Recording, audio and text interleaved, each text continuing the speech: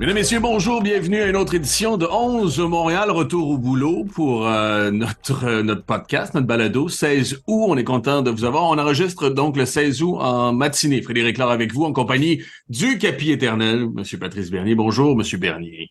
Hey, bonjour Fred, ouais, ça fait un bail là, qu'on ne s'est pas croisé juste ici, puis surtout le public, là, on reconnecte, puis bon, il y a eu une petite pause, va pas l'avouer, là, le CF Montréal a été éliminé depuis un certain temps, Ouais. donc l'actualité a pris du bord un peu. Toi, t'as gardé la forme ou moi, j'ai pas gardé la forme? Il va falloir que j'ai un mini-camp d'entraînement pour me remettre, je pense. Ouais, moi aussi, je dirais que je suis parti en vacances, je suis toujours soccer, tu me connais, mais comparativement à d'habitude, j'étais un peu déconnecté. Là, je prends le beat un peu de ce qui se passe, puis les autres équipes, puis un peu tu sais, la trame de la MLS, je pense qu'il faut commencer à reprendre parce qu'on est beaucoup sur la League Cup. Ouais, Donc, parce que la dernière ligne droite qui s'amène, en même temps, il y a encore la finale de la Coupe des Ligues qui est prévue samedi prochain, le 19, entre Miami et Nashville. Je suis pas sûr que c'est ce qu'on espérait au départ, quoi qu'en même temps, il y a Lionel Messi.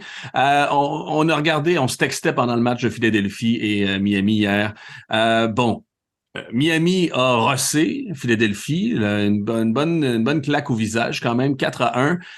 Il y a deux choses, OK? Et je vais dans l'analyse, on peut dire quelque chose. Philadelphie était pas prêt pour ce match-là. Était pas prêt pour Messi aussi, était ses breaks, ou du moins le regarder jouer en première mi-temps, c'est clair. Puis deux choses aussi, c'était pas le Philadelphie dans cette première mi-temps qu'on connaît, parce que Philadelphie, c'est deux affaires. C'est deux attaquants, en général. Il y en avait juste un au départ, c'était Chris Donovan, c'est même pas leur attaquant régulier. Et en général, dans leur core, dans leur ADN, dans leur substantifique moelle, c'est quatre milieux en losange au terrain. Et là, on jouait à trois. Moi, j'ai trouvé que toute l'année, d'ailleurs, euh, bon, c'est sûr que Damien là était pas si mal, là, mais toute l'année, à trois, c'était moins efficace. Puis José Martinez devant était pas aussi efficace quand ils étaient dans une défense à trois qu'un milieu à quatre. OK, ça, c'est pour Philadelphie. Maintenant, t'as-tu déjà vu ça, une équipe impressionnée à ce point-là par un adversaire comme l'a été Philadelphie face à Lionel Messi? Dans ta carrière, as-tu vu ça, des gars arriver à ce point-là, ces breaks dans un match? non, pas de cette manière-là. Pas au point que même l'entraîneur change un peu l'ADN de son équipe. Parce que tu l'as mentionné, Philadelphie, on a toujours été habitué à une certaine formation, puis aussi une certaine agressivité. Puis là, j'ai trouvé que c'était comme ben, on est un peu ensorcelé par Messi parce que il trouve des facettes, faut pas trop lui donner d'espace. Ils sont bons, ils marquent des buts. Puis en plus, ils jouent à domicile. Donc, c'est la première fois que je vois. Tu sais, oui, on le sait, quand tu joues contre des adversaires, on fait attention dans les pochettes où ce qui vient. On a joué contre Jovinko, on savait à cette époque-là, il marquait les buts après but, mais on n'était pas comme, oh, wow, attention, là, il faut complètement changer notre façon de faire. Et je trouve que Jim Curtins, ben lui, il est un peu à blâmer là-dessus parce que c'est lui qui a décidé de changer la formation. Et les joueurs, ben, le but de Messi, là, c'est une belle frappe, mais comment André Blake, considéré comme un des meilleurs gardiens de but de la Ligue, je ne m'attendais pas à qu'il prenne un but de Messi de cette manière-là. Franchement, il y a un effet Messi qui passe. Puis il faut mentionner cette stat-là, OK? Puis je vais la mentionner. Miami a marqué 22 buts en 22 matchs de saison régulière. Ils ont 21 buts en 6 matchs de League Cup. C'est 3 buts et plus par match. Donc, je comprends que Messi, c'est exceptionnel qu'il te fait. Puis certains, il y en a qui disent Alba et aussi Busquets en Busquets? rajoute. Mais au point qu'il marque 3 buts par match sur une base régulière contre Philadelphie, qui est considéré comme une des meilleures défensives de la Ligue. Il ne faut pas l'oublier non plus. Ouais. Comme je te dis, j'ai rarement vu autant des équipes se faire, comme je dis, ensorceler, comme ne plus être eux-mêmes parce que là, il y a un joueur qui est sur le terrain contre une équipe qui va très bien, puis que tout change, puis on est quasiment, attends, il est où Messi? Puis on oublie qu'il y a quand même 10 autres joueurs qui jouent là. Donc, Mm. prenons le but d'Alba. Je ne sais pas si tu te rappelles, Robert Taylor, le ballon, il a tourné. Personne n'a vu Alba qui faisait une course depuis 3-4 secondes à l'avance, tout seul. Il se dirige au but. Ça, c'est franchement Non, Glesnes, il y a Glesnes qui est sur la droite, qui est accaparé par le ballon, même aimanté par le ballon, qui regarde nulle part. Puis Nathan Ariel qui finalement décide de laisser faire le repli. C'est surtout à son âge, puis dans sa position, lui, il a pas besoin de faire des replis défensifs à droite. Moi, pour moi, c'est criminel. Tu le sais, là, si tu as regardé l'FC Barcelone, puis tu peux pas dire que tu n'as pas regardé l'FC Barcelone, ben Alba, c'est ce qu'il fait. Course dans le couloir. Fait que c'est sûr, quand tu le vois, tu dis, il va peut-être faire une course, faudrait que je me prie. Fait qu'il y a des choses, des fois, je regarde, je me dis, mais ça me fait penser un peu à Divayo. Okay? Ouais. Mais c'est pas exactement pareil, c'est juste, il faisait Non, mais toujours Divayo, c'était toute la game qui se faisait, justement, qui travaillait sur le mental de l'adversaire, qui se fait Oui, oublier, qui est mais tout le temps sur l'épaule. même, j'ajoute, c'était son but. Il faisait souvent son crochet à l'intérieur, puis il frappait. Puis je me dis, mais on dirait que les défenseurs, ils n'ont pas vu la vidéo que Marco, quand il est là, il va pas frapper du gauche. Il va revenir à gauche, à droite. Tu sais que c'est un excellent joueur. Il est capable de le faire. Mais on dirait que les joueurs sont comme. Ils oublient que, ben, tu sais, chaque joueur a des tendances, là. Tu joues quand même contre Carlos Gil, contre Mouktar, tu essaies de les arrêter. Ben, Messi, c'est juste parce qu'il a une qualité supérieure que les autres, mais tu peux quand même les arrêter. Et Alba et compagnie. Donc, franchement, j'ai rarement vu. Mais l'effet que Messi a, ça, je l'ai vécu avec Didier Ouais. Drogba. Tu l'as vécu? Avec qui? Avec Drogba? Oui, parce que tu vois que là, maintenant, tout le monde, Kamar Miller joue mieux. Robert Taylor est devenu le meilleur joueur MLS autre que Lionel Messi quasiment.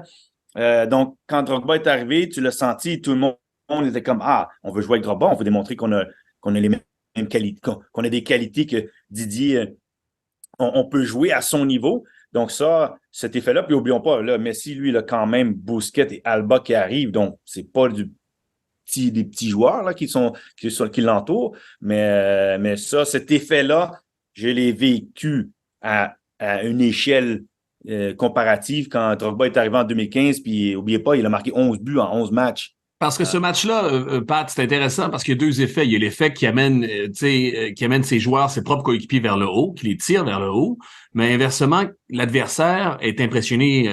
Il y a un avantage psychologique, on l'a vu face à Philadelphie. Quand est-ce que ça va s'étioler? Quand est-ce que ça va s'arrêter, ça? Autant Mais, pour les joueurs qui jouent avec que les joueurs qui jouent contre. je dirais que pour Messi, moi, je m'attendais à ce que ça se réduise un peu, parce que je me dis, bon, OK, le premier tour, Cruz Azul, Atlanta, mais là, ils vont affronter les autres équipes, Dallas, ils vont s'ajuster. Puis Philadelphie, une des meilleures défenses, je me dis, OK, ça va peut-être être un match plus compliqué. Puis n'oublions pas, Lionel Messi, là, il a touché le ballon 50 fois, puis il n'a pas été aussi dangereux, il n'a pas été vraiment menaçant, mais ils ont quand même réussi à mettre 4-1. Donc, je ne sais pas quand est-ce que ça va arrêter. C'est au point que j'avais tweeté là, hier soir. Ben là, quelque part, je m'étais dit, Miami, c'est fini la deuxième moitié de saison. Ils ne vont pas faire les séries. Mais tu te dis, au rythme qu'ils sont rendus là, s'ils maintiennent gagner, puis cet effet qu'ils ont contre les autres équipes, ben peut-être qu'ils vont rentrer.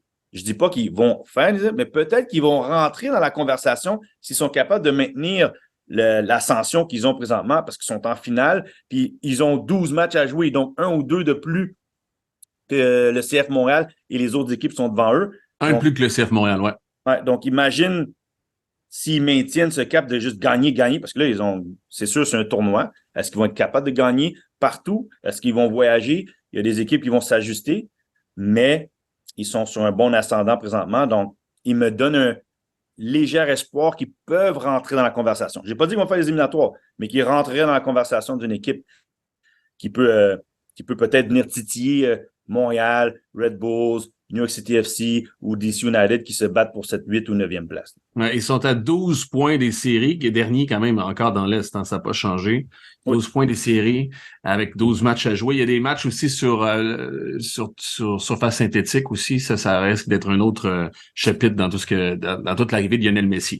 OK, par rapport à deux, trois choses, je vais faire des points puis tu pourras commenter après. Juste te parler de Robert Taylor.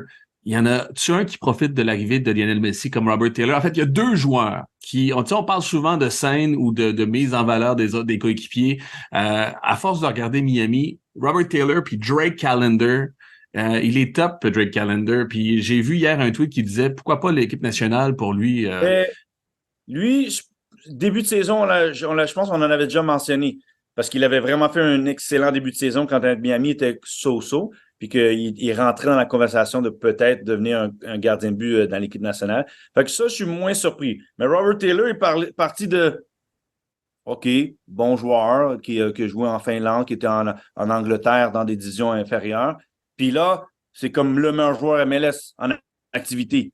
But après but, passe après passe, des passes magistrales à Lionel Messi. C'est comme s'il a trouvé je vais pas dire peut-être son alter ego, ou du moins il est devenu l'alter ego de Lionel Messi pour ressortir les qualités qu'il a. Mais si un joueur, franchement, que sa valeur marchande, puis potentiellement sa valeur contractuelle de conversation avec l'Inter de Miami viennent juste d'augmenter, c'est bien Robert Taylor. Et puis clairement, Lionel Messi dit hey, coach, s'il y a un joueur qui doit être sur le terrain, Robert Taylor, lui, il doit être sur le terrain en tant que Bousquet et Alba. Et lui, il doit être sur le terrain avec moi parce qu'il me donne le ballon. Mon autre point, Andrew Blake, le gardien de Philadelphie. J'ai parlé dans l'année à un consultant de gardien de but, en tout cas, je vais taire son nom, mais je lui demandais c'est qui les meilleurs gardiens dans la ligue, puis il disait son positionnement, Andrew Blake, il l'aimait pas, malgré que c'est 3 fois gardien de l'année en MLS, puis ça sera probablement un des... Mais il l'aimait pas, Andrew Blake, parce qu'il aimait pas son positionnement. On en a eu peut-être un exemple hier, puis je pense en ce sens-là, Callender, dans le positionnement, est meilleur. Puis pour ceux qui sont plus techniques, qui sont plus scolaires par rapport aux gardiens de but, je pense qu'Andrew Blake, c'est pas nécessairement leur bague, ou du moins c'est difficile pour certains de l'apprécier. En même temps, ça reste un extraordinaire gardien de but, Blake. Oui, ouais. on a mentionné là, juste rapidement, il a été un des meilleurs gardiens de but, mais je sais que c'est pas la première fois qu'on me dit ouais, il est excellent, mais beaucoup le mettent pas comme le meilleur. Il dit oui, il fait partie des meilleurs, mais on ne considère pas qu'il est le meilleur. Qui fait beaucoup de belles arrêts extraordinaires, mais que, ouais, point de vue technique, il y a des choses que d'autres gardiens de but sont mieux que lui. C'est chiant de dire ça et de faire cette analyse-là le lendemain d'une défaite contre Lionel Messi. Andrew Blake, on en a déjà parlé dans ce podcast-là. Je pense qu'on va s'en rappeler comme le meilleur gardien. Ça parle justement je sais pas, ça parle pas du niveau. Ça reste un excellent gardien, puis ça reste que tu peux justement, malgré la technique, ou tu peux compenser, tu peux être un excellent joueur avec certaines faiblesses ou une certaine singularité, on va dire ça comme ça. Dernière affaire, tous ceux qui disent que ça expose les défenses de la MLS, Lionel Messi, la seule affaire que ça expose, c'est le jeu de la MLS. Quand LAFC a gagné 7-1 contre Juarez, quand Columbus a gagné 4-1 contre America, quand Philadelphie a gagné 5-1 contre Querétaro, quand Minnesota a gagné 4-0 contre Puebla, quand Nouvelle-Angleterre a gagné 5-1 contre San Luis, y a-tu quelqu'un qui a dit « Ouais, les défenses de la Liga MX, c'est de la chenoute » ? Personne. C'est juste le fait que c'est sur Messi que tout le monde est arrivé à son téléviseur à ce moment-là. Je dis pas que la défense de la MLS paraît bien, que c'est la meilleure, mais allez voir dans d'autres ligues, dans d'autres milieux de championnat, dans d'autres équipes catastrophiques aussi, il y en a d'autres défenses de marde à travers la planète soccer. Il a quand même fait paraître des meilleures défenses moins bonnes. T'sais. Exactement. On oublie que Lionel Messi, c'est quand même Lionel Messi. Sa façon de se déplacer, il se fait oublier, il a une frappe. Puis je vais donner là-dessus un peu de crédit à Tata Martino, parce que je pense qu'il n'en gagne pas assez. Oui, c'est vrai, les 3 sont arrivés, puis c'est sûr, c'est un plus, mais je dirais que dans la manière d'agir à Inter de Miami, ils me font, je ne vais pas dire qu'ils me font penser à Atlanta que quand ils coachaient, mais tu vois qu'ils sont un peu plus du pas de l'avant. Tu vois que la façon de jouer, ils mettent un peu plus de pression d'une certaine autre façon. Il y a certaines choses que Tata Martino met en place qu'elles paraissent. Là, maintenant, il a le facteur d'avoir le meilleur joueur, ou du moins, un des meilleurs joueurs dans l'histoire. Donc, ça, c'est sûr, c'est un ajout, mais je trouve que je vois déjà un peu la patte Tata Martino, puis ils vont ajouter les joueurs qu'ils ont déjà acquis, là, les jeunes joueurs un peu d'Amérique du Sud. Donc, ça va être intéressant ce que ça peut devenir au niveau de Miami. Ils ont l'air chouette, les jeunes aussi. Gomez aussi, qu'on a vu, Diego Gomez qui rentre, c'est que moi j'avais pas vu jouer vraiment. On avait entendu parler, mais j'avais pas vu jouer. J'ai hâte de les voir encore plus jouer. Puis ouais, y a-tu quelqu'un qui a douté de la défense du Bayer Leverkusen quand Messi leur a mis 5 buts en Ligue des Champions aussi? Fait que, en tout cas, c'est sur la défense de la MLS, il faut un peu se calmer les nerfs aussi après 6 matchs. Bon.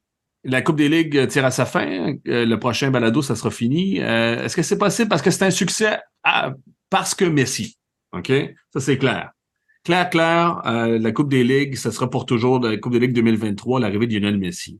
Maintenant, c'est possible de penser la compétition sans Lionel Messi? Est-ce qu'on l'a aimé? Qu'est-ce qu'on en a pensé de ça, de la Coupe des Ligues? Toi, qu'est-ce que tu en as pensé? Ben, je me souviens du match Montréal-Pumas, UNAM. j'avais aimé, tu sais, je crois que là, ce facteur-là, c'est beaucoup quand il y a eu les matchs Liga MX, MLS, ben, c'était un peu vraiment cette rivalité. Est-ce qu'on est meilleur qu'eux? Est-ce qu'ils sont meilleurs que nous? Quelles sont les différences? Puis les matchs ont développé des rivalités à un certain degré. Le match Stade Saputo, c'était 2-0, c'est venu 2-2. On a vu la ferveur des partisans de Pumas se lever. Fait que moi, j'ai aimé ça. Puis surtout aussi le facteur qu'il n'y allait pas de prolongation. C'était des tirs de pénalité.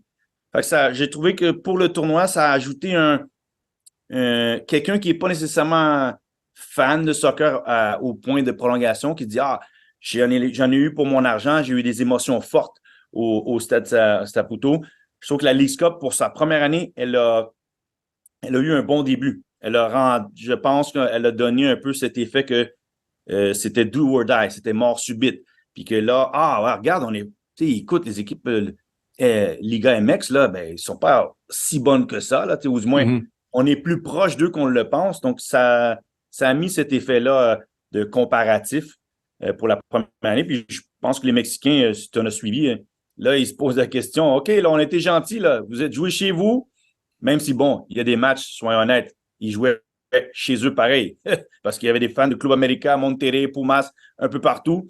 Donc, mais c'est juste qu'ils ont voyagé beaucoup, ce qu'ils n'étaient pas habitués. Et là, l'année prochaine, ça va être intéressant de voir si la Leagues Cup va changer la formule d'avoir quelques matchs au Canada, aux États-Unis. Titi Tata Martino, là, il fait du bien pour la MLS pour ça, pour l'Inter Miami, pour l'organisation, mais j'ai aimé sa quote. Puis quand il parle, je pense que les entraîneurs hispanophones se la ferment un peu plus aussi. Il dit les coachs de la Liga MX, pardon, qui se plaignent de ce tournoi-là, puis du voyagement, puis qui se plaignent pas, qui aillent se plaindre à leur propre ligue. Vous avez accepté les paramètres de cette compétition-là, fermez-vous là, puis jouez, puis sinon, allez vous plaindre à votre boss chez vous. C'est pas arrêtez de vous plaindre dans les médias comme ça. C'est vrai parce qu'il y a eu plusieurs coachs, Pachuca, je sais pas si c'est le coach de Monterrey ou Tigres, qui ont dit. Léon aussi, je pense. Je pense que c'est bon pour le marché entre les deux équipes. Mais on dit, ouais, mais là, on voyage beaucoup. Mais il dit, mais attendez, là, quand vous avez signé, là, c'était conclu que le tournoi allait être aux États-Unis puis au Canada. Donc, vous n'avez pas pensé que c'était pas à votre avantage là-dedans, est-ce qu'il y a l'aspect financier qui rentre là-dedans?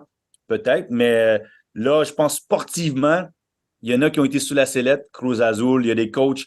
Parce qu'ils s'attendaient tous à passer à travers ces équipes-là. Puis c'est quand ils ont commencé à perdre, bien là, moi, j'étais justement en République dominicaine, fait que je regardais la télé latine, puis là, tu voyais, ils parlaient de « Ah ouais, ben là, est-ce que les équipes ont pris ça au sérieux? Est-ce qu'on est aussi bon? » Là, la conversation, la liste a pris plus d'importance. Mais au début, c'est comme, bon, on va parler d'autres choses.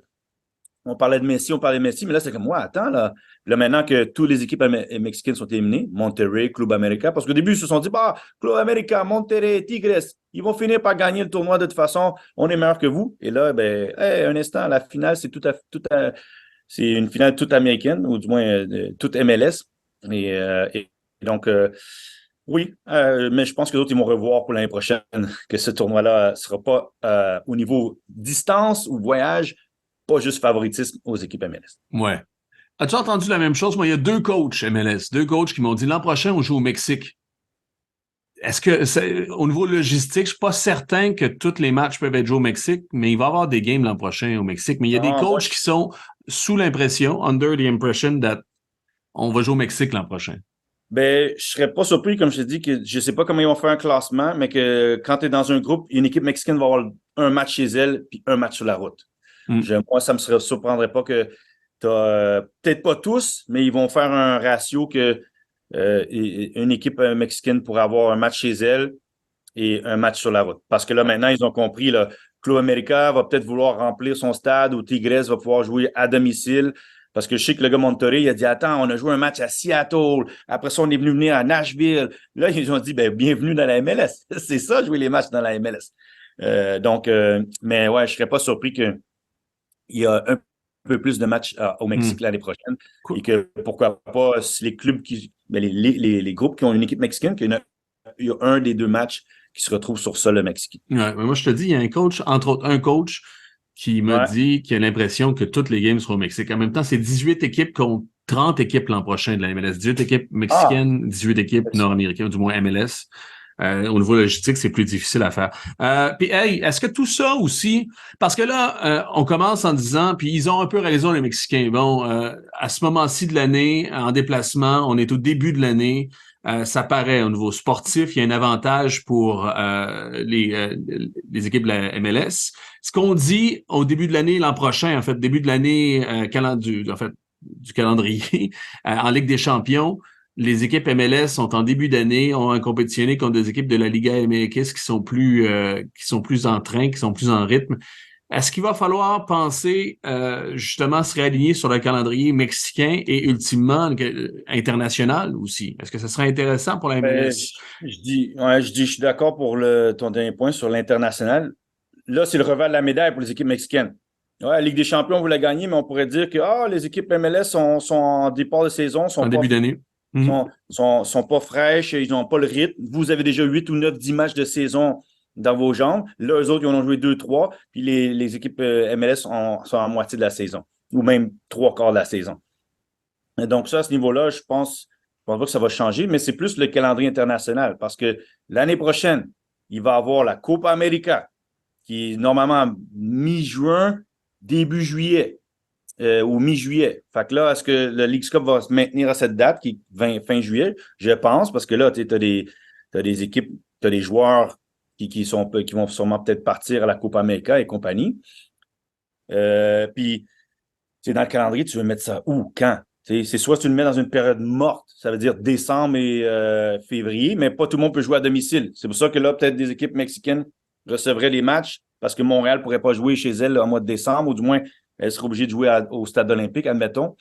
Donc là, quand est-ce que tu veux mettre cette ligue-là? Moi, je pense qu'elle va être maintenue là. Puis 2025, il va y avoir la Gold Cup, la Coupe des clubs champions, la Leagues Cup et peut-être la Nations League. Donc, quand on parle que les joueurs jouent trop, tout ça, ça va être rempli dans juin à juillet. Tu vas avoir un paquet de matchs internationaux.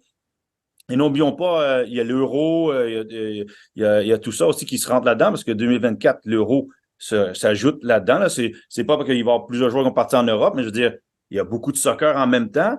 Tu veux mettre les dates dans une période où tout le monde va pas être rivé à regarder l'euro puis il ne regardera pas tes matchs. Donc, il y a vraiment 2026, ouais. il y Moi, a une logique à voir. je veux juste dire ça aussi, il y a deux choses. Ça, c'est l'enjeu sportif parce qu'on pourrait se réaligner sur l'ensemble des calendriers internationaux, mais autant celle du Mexique que l'ensemble, notamment l'Europe particulièrement. Il y a des changements climatiques. Jouer en mi-juillet ou en août à Houston, de la façon dont la Terre s'en va, ça commence à être dur sur le système. Tu sais, les joueurs jouent beaucoup, mais les joueurs jouent dans des conditions aussi assez chaudes. On l'a vu. Washington, d'ailleurs, le deuxième match de Pumas contre Washington, il a été déplacé à 9h, 9h30 le Oui. soir. Dans l'Est, parce qu'il faisait trop chaud, il faisait 37 degrés dans la journée. Même à 7h30, il faisait 37 degrés à Washington. À ce moment-là de l'année, c'est presque invivable. Donc, changement climatique. Et l'autre affaire pour la télé, hein, il y a des gens qui se plaignent, c'est long, on a perdu le buzz aussi à Montréal parce qu'on s'est Ouais. fait éliminer. Rappelle-toi, nous, là, les codes d'écoute à TVA Sport, je sais pas, je vous donne, c'est seulement mon expérience personnelle, je sais pas si ça s'applique à l'ensemble du marché, je sais pas si c'est vrai. Mais mi-juillet jusqu'à la fin août, les codes d'écoute fluctuaient. Tu avais un match qui pouvait faire un samedi. Presque 200 000. Tu descendais le samedi d'après, malgré le fait que le CF Montréal a gagné l'Impact. La semaine d'après, tu faisais 20 000 aussi parce que les gens étaient au chalet. Les gens sont en vacances. Même nos boss qui disaient, qui essayent de dire aux téléspectateurs, écoutez la TV, même nos boss sont en vacances. Il y avait juste nous autres qui travaillaient à un certain moment. Fait qu'il y a un moment creux dans l'ensemble, j'allais dire, de l'humanité, mais surtout au niveau nord-américain, mi-juillet, où il n'y a pas beaucoup de monde. Le monde est en congé au chalet. Euh, Prendre un break à ce moment-là, c'est le moins, je sais pas, c'est pas si pire que ça, peut-être. Moi, je dis ça de même. Non, franchement, c'est un bon point quand même, parce que moi, j'y pensais. Je dis, attends, le CF Montréal n'a pas joué depuis le 26 juillet. Pour le brand Montréal, le buzz, est-ce que c'est moins bon? Pour quelqu'un qui est très puriste, oui, parce que lui, il veut savoir ce qui se passe avec l'équipe. Mais pour quelqu'un qui, comme tu dis, qui prend des vacances, ben c'est comme, il y a la Leagues Cup, ouais, CF Montréal, les joue, hein, puis là, quand la championnat reprend, ben c'est l'école recommence. le monde se remette un peu plus dans le cachet de fin de saison estivale aussi du soccer ici au Québec. Le seul truc, je trouve, moi, c'est sportivement pour les équipes, il y a 3 semaines et demie d'arrêt. C'est comme si tu fais une mini pré-saison. Là, il devrait avoir des joueurs avec frais. C'est peut-être bon pour l'entraîneur, puisque tu vas avoir des joueurs frais et dispo pour entamer cette dernière ligne droite.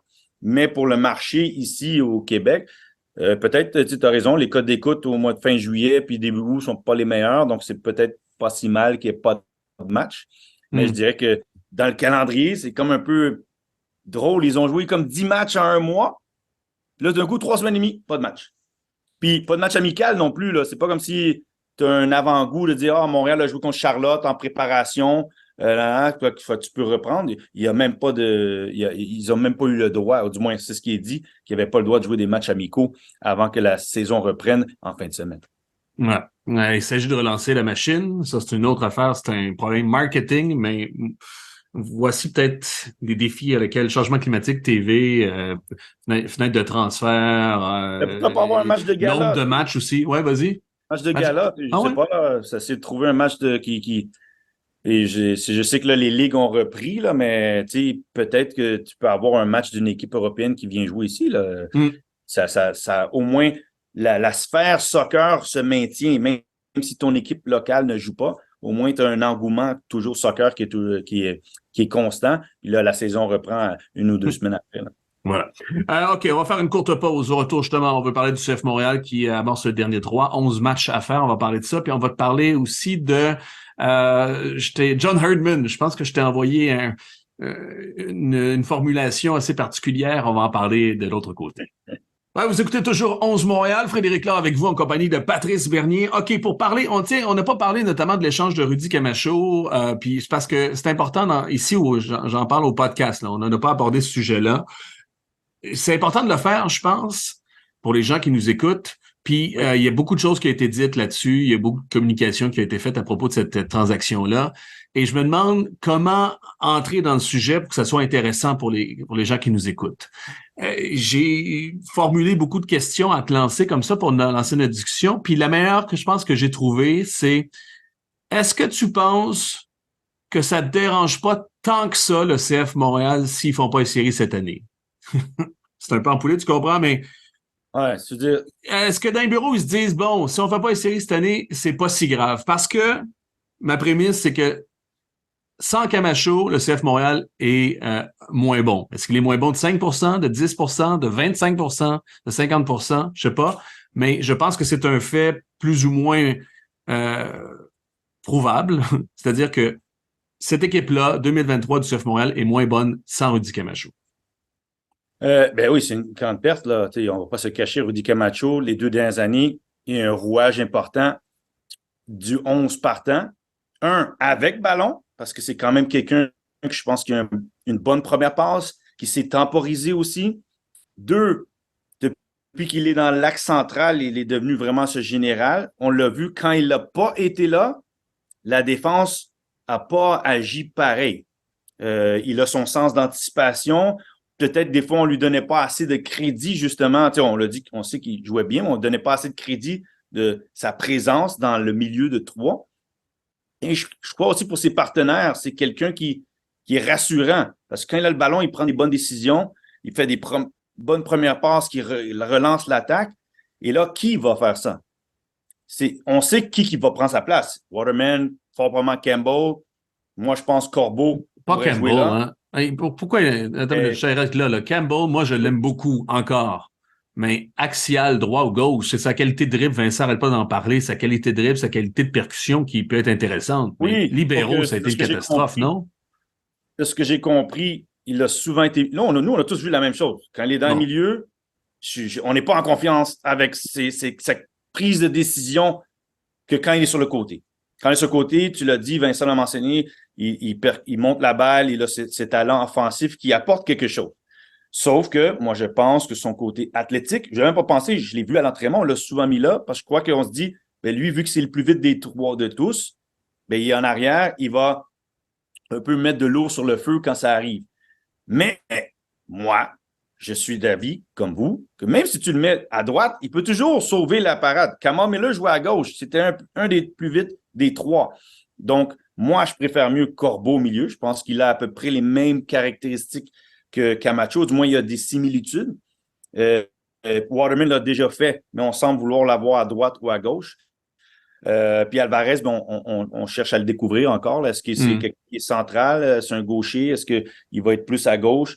Ça reste à découvrir. Mais oui, ultimement, c'est un vétéran, gars d'expérience, et c'était un de tes meilleurs joueurs cette saison et dans les 2 dernières saisons.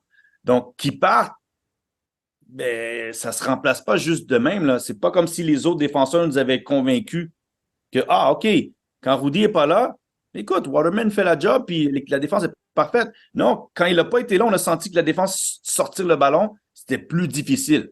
On n'avait pas la même maîtrise. Donc, Camacho ne pas être là, moi, je pense que c'est... Puis de toute façon, on le sait, je ne crois pas que c'était prévu. Il s'attendait à l'avoir au moins jusqu'à la fin de cette année, puis on verra s'il allait revenir l'année prochaine. Mais là, les options sont venues vers lui. Lui, il a dit, ben moi, j'ai des options. Voilà ce qui se passe.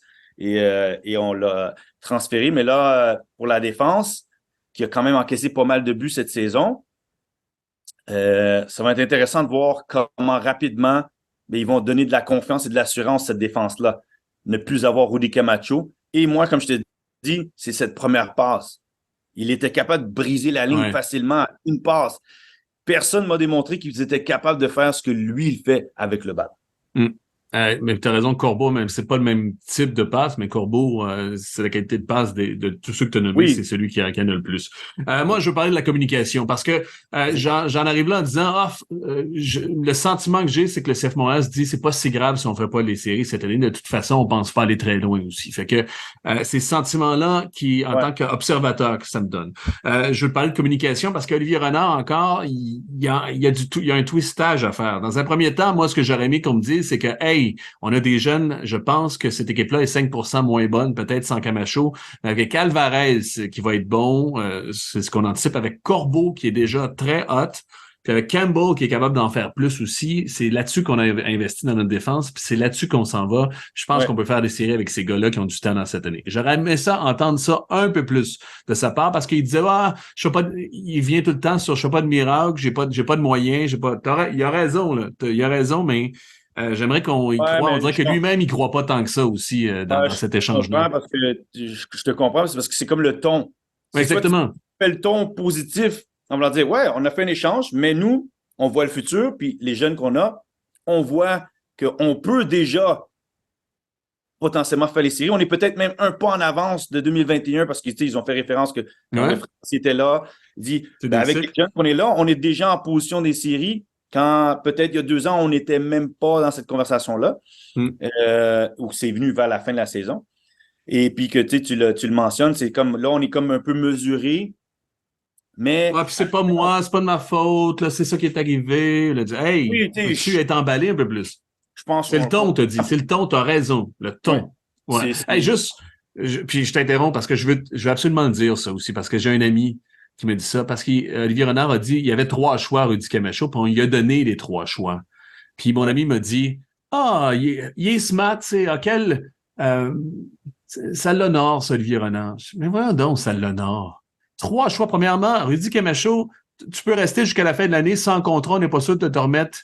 On n'est pas sûr de te re-signer alors qu'il y a 2 autres équipes qui te veulent. C'est pas un choix, c'est pas 3 choix, puis ça n'en a pas Olivier Renard. C'est Olivier Renard qui a dit moi, j'ai rien à t'offrir, il y a 2 équipes qui s'en viennent puis qui me donnent de l'argent en plus. Mais c'est que les gens. C'est pas la bonté de cœur d'Olivier Renard qui entre dans le dossier de Rudy Camacho. C'est de la chenoute, ça. C'est pour te dire que il y a des gens qu'eux autres, c'est comme ça qu'ils l'ont perçu. Mais si nous, comme on fait un retour en arrière, quand ils ont re-signé Camacho pour ces 2 années qu'il allait compléter, c'est qu'on lui avait donné un contrat, il l'a pas pris, puis on était prêt à accepter qu'il ne revienne pas. C'est ça. Et quand il est revenu, c'est lui qui a dit « Hey, je suis prêt à reprendre le contrat que m'a donné. » Donc, on vous a dit il y a 2 ans qu'on était prêt à vivre sans Rudy Camacho.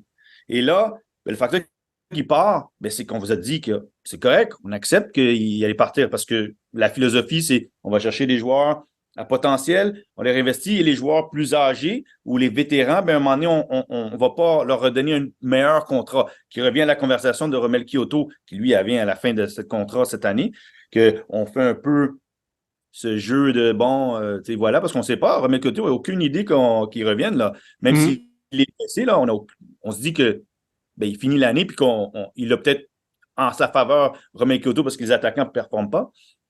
Mais Rudy Camacho, il a eu les deux options, puis on l'a laissé partir. C'est juste Ouais. qu'on a eu de l'argent pour. Fait que ça, le bon côté, c'est qu'on a quand même 400 000 qui arrivent. Il faut quand même le dire. On a récupéré de l'argent pour un joueur qui en valait pas. Ça, c'est à ce niveau-là, on Je a vais- récupéré de l'argent. Mais c'est pas nécessairement sportivement le message que tu envoies à dire que tu vas pas faire les éliminatoires parce que tu as récupéré de ouais. l'argent pour un potentiel, mais le meilleur joueur de ton équipe, un des meilleurs joueurs de ton équipe part. Je vais reformuler parce qu'il y a des gens aussi qui font des revues de presse pour Olivier Renard qui vont lui dire ah Fred trouve qu'il n'y a pas de cœur ou qu'il est pas fin vraiment. Il fait de la bonne business Olivier Renard, mais il est pas smart avec ses joueurs nécessairement. On l'a vu avec Wanyama puis Camacho. Puis moi en tant qu'observateur, je trouve que justement c'est la bonne. Il est franc, il est direct, il est clair. Mais c'est pas vrai qu'il est ah tiens je vais Rudy je vais je vais t'aider là. Non non c'est non non non. OK? L'autre affaire, tu viens de parler du 400 000. Hey, le gars s'en va sans contrat, puis une équipe qui est prête à payer 400 000. Quand on parle de faire une bonne affaire, c'est pas un coup génial, mais tu fais comme aïe, aïe, OK, j'ai pu avoir 400 000 pour ça. Maintenant, l'autre question, par contre, encore là, d'observateur et même du fan, c'est pas le prix de la business, ça, 200 000 par année, que de garder Camacho pour peut-être faire un match de série. Parce que c'est vrai que dans macro, tu dis, ah, il y a 400 000 pour un gars qui part, tu peux avoir quelque chose pour Camacho alors que tu l'aurais perdu pour rien. C'est bien. Mais en même temps, 200 000, tu peux pas allonger 200 000 pour faire des séries cette année? Ou du moins pour avoir plus de chances de faire des Oui, séries?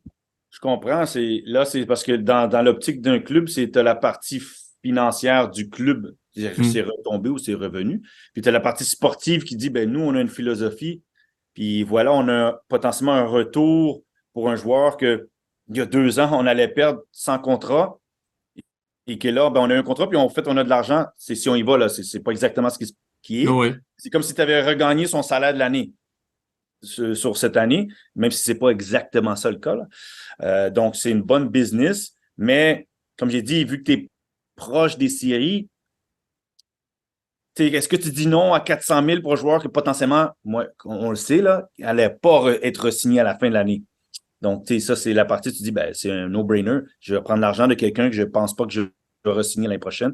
Et je prends cet argent-là, je l'ai remis sur quelqu'un. Puis qu'on a pris Alvarez. Mais c'est comme le rental. Tu sais, c'est un concept de hockey, là, ceux qui nous écoutent. Moi, c'est que je dis, tu n'aurais pas pu faire un rental de 200 000, bon, 400 000 au total.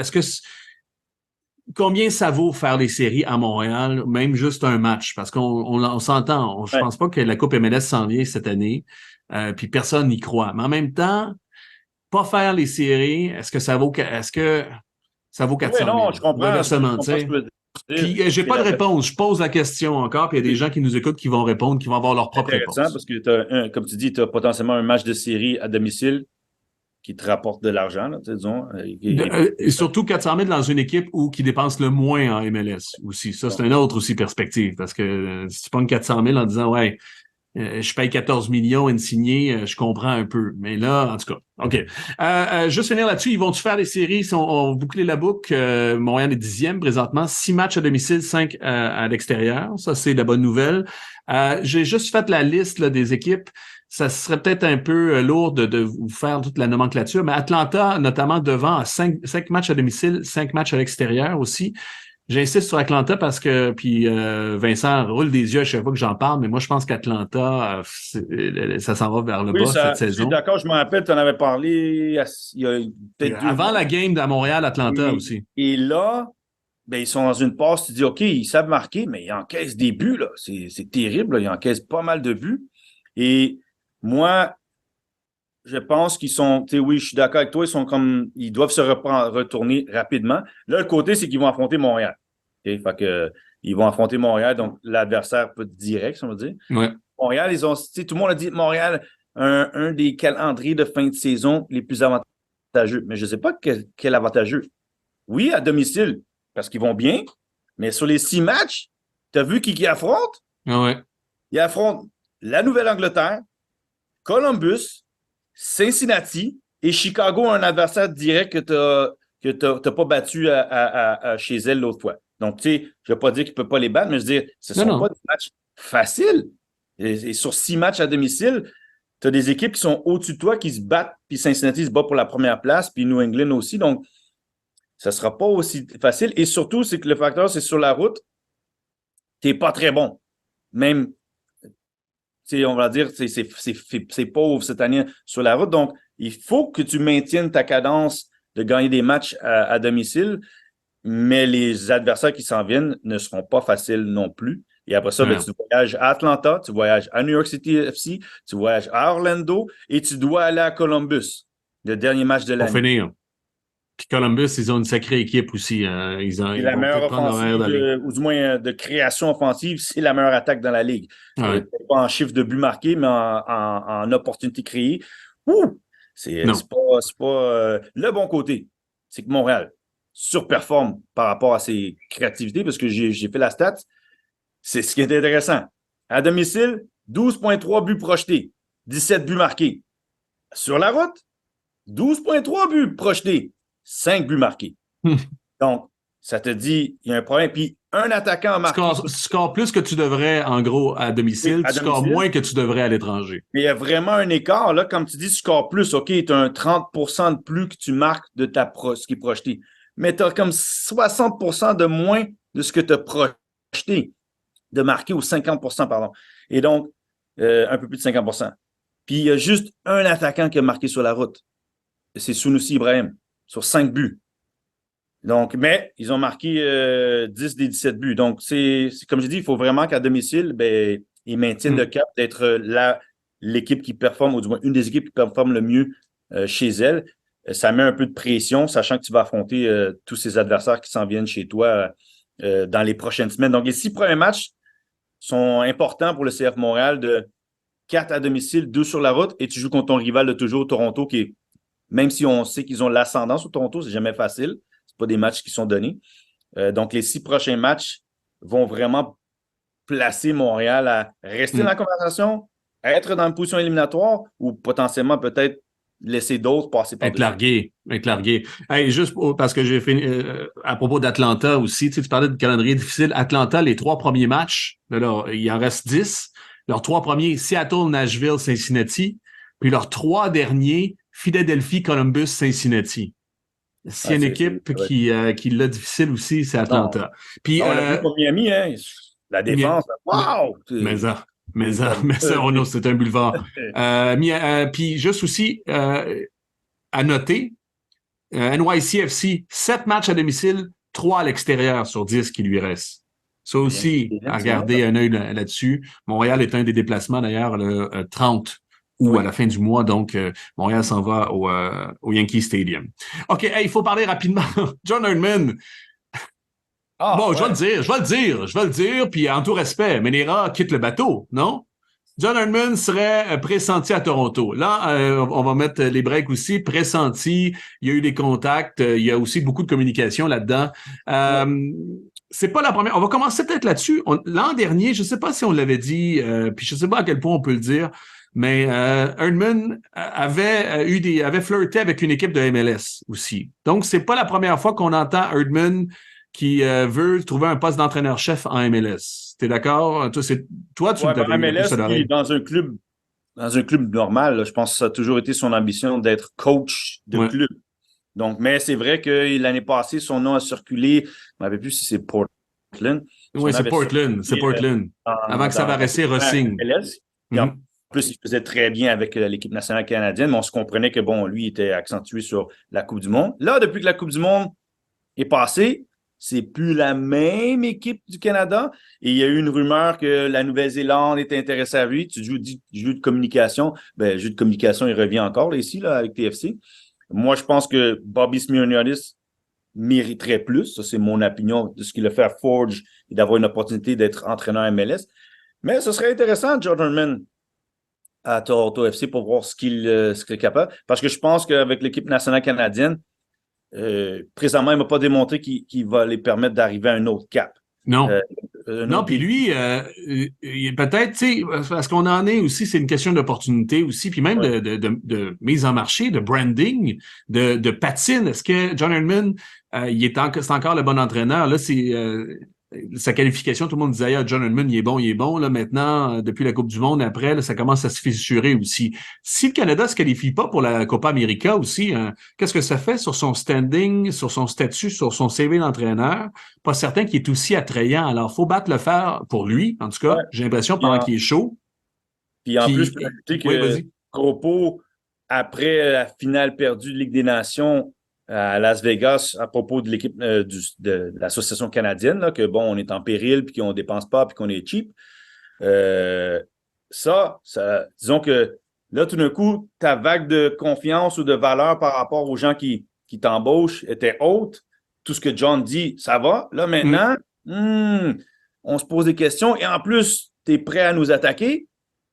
Disons que là, ce serait quasiment, je pense que le monde serait peut-être content d'un certain côté qu'ils partent à Toronto, on trouve un nouvel entraîneur pour l'équipe nationale canadienne pour relancer ce groupe-là, aller à un autre niveau et que lui, il prenne un nouveau défi. Mais bon, après ça, il y a quand même un contrat jusqu'à 2026 qui pèse dans la balance. Je parlais à Olivier Brett parce que je vais lui donner le crédit. Il disait comment John Herdman aussi, si mettons ça va à Toronto, là, comment il va convaincre les joueurs de dire hey, la meilleure option, c'est la MLS? Il n'y a pas de ça quelques années, il disait ouais, mes joueurs ne devraient pas jouer en MLS, devraient aller en Europe aussi. Là, à cette heure, ouais, John, maintenant c'est bon la MLS pour toi? Ouais, non, mais tu sais ce que John Herdman a fait, là, c'est ce que Klinsmann a fait. Hein? Ouais. Mais aux États-Unis, les Américains ont dit hey, attends un instant, là, tu ne vas pas rabaisser notre championnat, là. Oui, on croit que les bons joueurs, les Dempsey de ce monde vont jouer, mais on ne va pas dire à tout le monde qu'il faut qu'il joue en Europe parce que la MLS, c'est mauvais. Là. Oublions pas, là, Jonathan Osorio, il est dans l'équipe nationale régulièrement, sa carrière. C'est un MLS. Samuel Piette, c'est un MLS. Sans Debouquet, il a commencé en MLS. Richie Laria, c'est un MLS qui a fait son nom. Ismaël Koné, c'est un MLS. Alfonso Davies, c'est un MLS. Là, c'est sûr, si ton talent est tellement bon que tu dois aller en Europe, ben voilà, c'est ta route. Mais ça ne veut pas dire que, hey, désister la MLS parce que il faut que tu joues dans un meilleur championnat. Désolé, il faut que tu joues, il faut que tu sois performant, puis là, tu vas garder ta place ou tu vas convaincre l'entraîneur d'être un prochain sélectionnable. Donc, mais ici, on a fait profil bas. Aux États-Unis, les autres, ils ont tout de suite, je ne vais pas dire lynché, mais ils ont mis beaucoup de pression sur Klinsmann à propos de ces propos-là. Ça parle du leadership d'Association canadienne de soccer.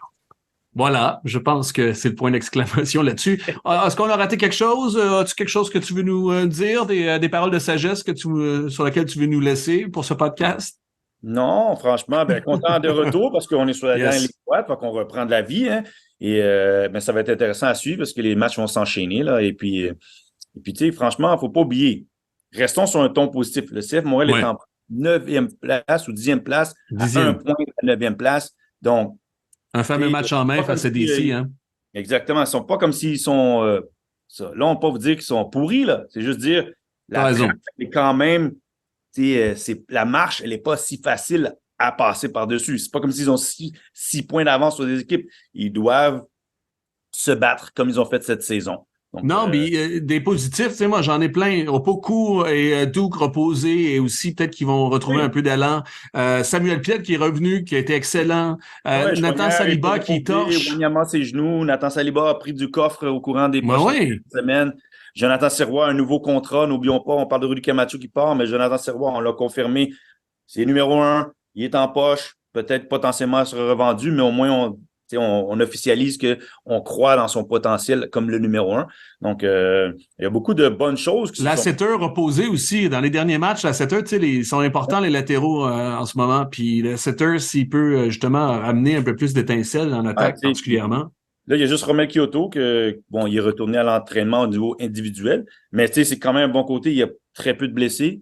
Et tu as Romel Kyoto qui potentiellement pourrait revenir dans les prochaines semaines. Pas maintenant, mais il y a quand même un narratif positif. Tu parlais de ton, ben donnons le ton, dire. Tu as raison. Hey, c'est intéressant, là. On est en position pour se battre pour les éliminatoires. Ouais, puis tu as raison, puis ça recommence bien parce que ça recommence face au Toronto FC en plus. Quel match pour stimuler la relance de la saison. Et ça se peut qu'Insigne soit là aussi en plus. Alors, quel bonheur aussi d'affronter Ouais, Insigne mais et le il y en Toronto a qui FC. disaient, oh ouais, ben tu sais, ils ont 3 vedettes à Inter Miami. Ouais, Toronto aussi, on a acheté des vedettes, Mais puis ça.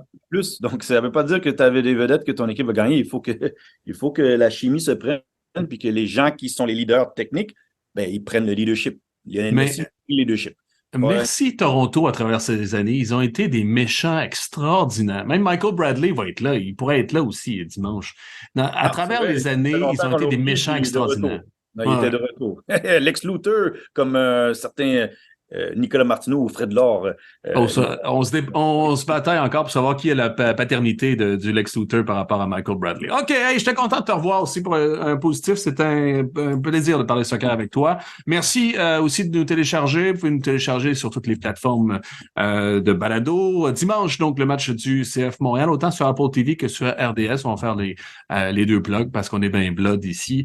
Voilà, ben écoute, Patrice, en ton nom, mon nom et le nom de toute l'équipe, notamment, salut Kevin Laramie qui produit. Passez une bonne semaine. On se retrouve la semaine prochaine pour une autre édition de 11 Montréal. Salut!